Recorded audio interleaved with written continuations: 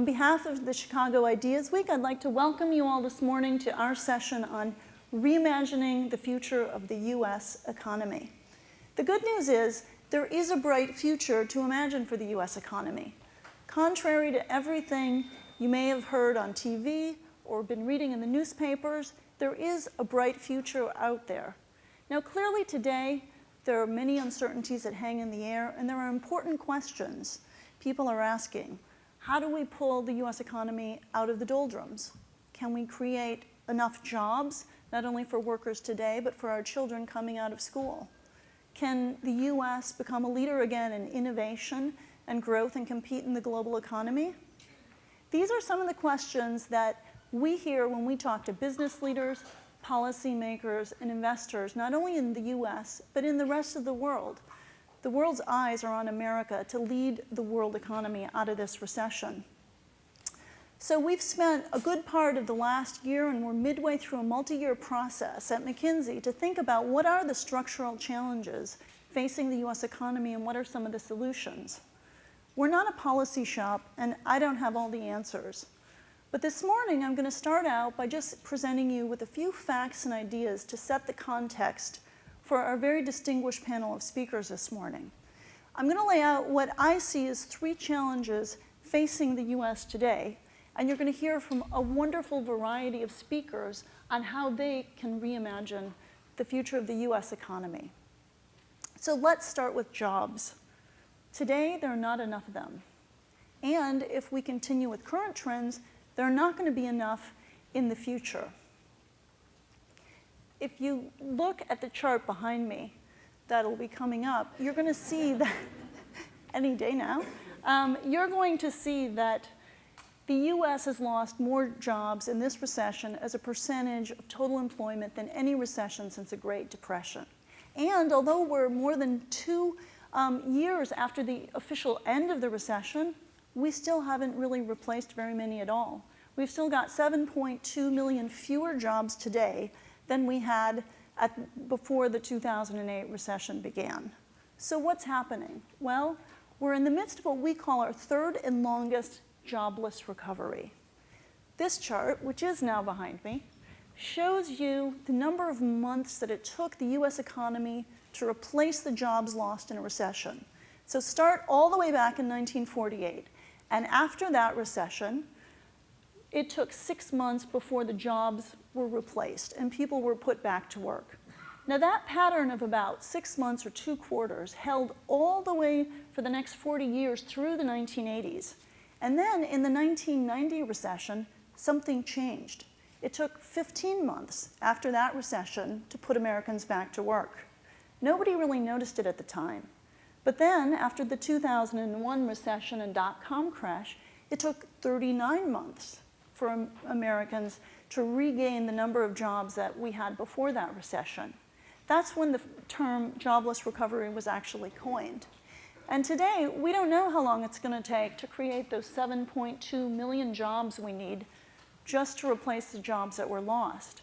But at the current rate of job creation, we calculate it's going to take 60 months or 5 years to get those jobs back. So, what's changed? Why is the U.S. economy growing but not creating jobs? We've identified 3 factors. One is there's a growing mismatch between where the jobs are and where the people are.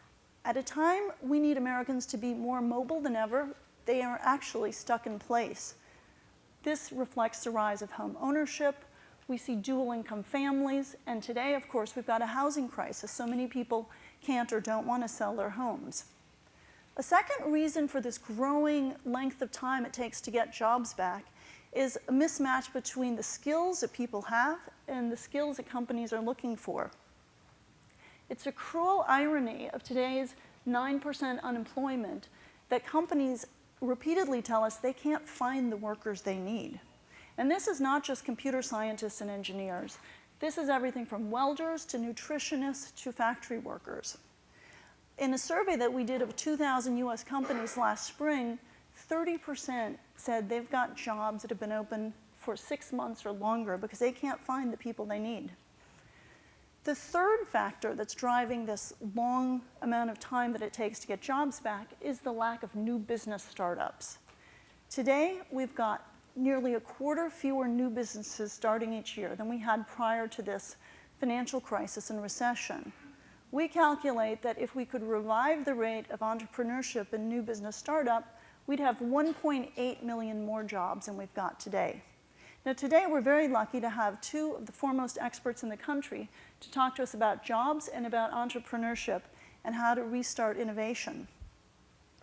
The second challenge that the US faces today is productivity.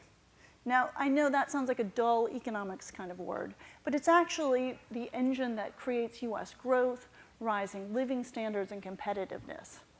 And what's happened is that US productivity has slowed down over the past few decades. Now, there are some popular books out there who would have you believe that America's best days are behind us, and that we've taken all the easy innovations, and productivity growth will naturally be slower for ourselves and our future generations.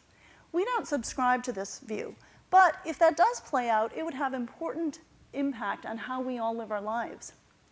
The chart behind you shows the average per capita income for Americans born in different times. So the top line shows you people born in the 1960s, like me.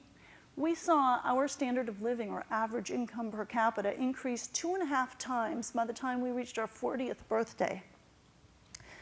Things that we now take for granted as a necessity, back then were luxuries.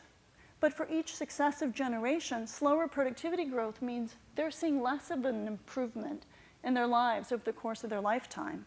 So for people born in 2000, like my children, right now they're on track only to see a 60% increase in their income by the time they reach their 40th birthday. So reviving productivity is going to be a key challenge if Americans want to enjoy the current rising standards of living that we've become used to. Now, there are many different aspects to this productivity challenge, and one of them is resource productivity. It's about how do you get more output for the same set of inputs of resources. And this is very important. We need a step change increase in resource productivity if the US economy is going to be able to continue to prosper without depleting our resource base, degrading our environment, and baking the planet. We have two very interesting speakers this morning who are going to talk to you about different ways to reimagine an entirely new future in how we use resources and what we get out of them. Now, some people think, well, how can you achieve both productivity and jobs? Aren't they in contrast? Don't more productive companies actually lay people off instead of hire them? But this brings us to the third challenge, which is innovation. What we find when we look back over 100 years of US history is that in most 10-year periods, the US has been able to get both productivity and job growth at the same time. They've gone hand in hand and have not been in contrast. The key is innovation. So there are two different ways to get more productivity. One is producing the same old things and just doing it with less resources. The other is to innovate new and more valuable products that creates new demand that people want to buy, which then expands employment. So back in the 1990s, which was a great decade for the US economy, you saw that sort of innovation-driven productivity growth. And new technologies like IT and cell phones and the internet helped create jobs and rising productivity growth. Since 2000, most of the productivity gains in the US economy have been the other kind, the kind of just getting the same output with fewer workers. And so it's been a lousy decade. So jump-starting innovation for the US economy is going to be critically important going forward. And it's not just new technologies. We have to ensure that those technologies are actually turned into jobs in the US economy. That's going to take a different way for business leaders and government to work together.